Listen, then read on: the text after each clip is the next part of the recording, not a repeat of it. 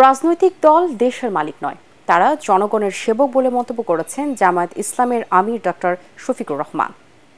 রাজধানীর সেগুনবাগিচায় সাংস্কৃতিক ঐক্যফ্রন্টের সমাবেশে তিনি কথা বলেন। তিনি বলেন, গত 15 বছর পর দেশের মানুষ ও গণমাধ্যমগুলো এখন মুক্ত স্বাধীনভাবে কথা বলার অধিকার ফিরে পেয়েছে।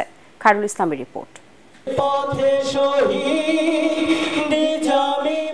সেগুনবাগিচার এই কচিকাচার মিলনায়তনে মুক্ত ও স্বাধীনভাবে কথা বলার জন্য কবি, লেখক ও শিল্পীরা আয়োজন করেন এ সমাবেশ। অনুষ্ঠানের আলোচকরা জানান, এর আগে কেউ স্বাধীনভাবে কথা বলতে চাইলে স্বৈরাচারী সরকার তাদের গুম করে ফেলত। তবে পট পরিবর্তনের পর সে পরিস্থিতি বদলেছে। এখন মুক্তভাবে কথা বলার অধিকার ফিরে পেয়েছে দেশের মানুষ। এই জায়নামাজ, এই উদার জমিন, এই পিতার কোমলকে কারা রক্তাক্ত করেছেন, কারা প্রশ্নবিদ্ধ করেছেন, কারা কলুষিত করেছেন, তার জবাবের অংশ হিসাবে আজকে আপনাদেরকে দেশ ছাড়া হতে হয়েছে।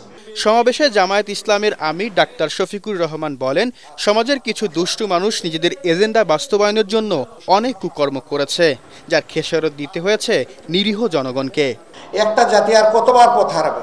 সম্প্রতি আন্দোলনে কম বেশি হাজারখানেক যোদ্ধা অন্যায় সত্যের বিরুদ্ধে, বৈষম্য এবং স্বৈরতন্ত্রের বিরুদ্ধে লড়াই করে তারা দুনিয়া থেকে বিদায় নিয়েছেন। আল্লাহ তাআলার দরবারে তাদের ন্যায্য পাওনা আমি কামনা করছি।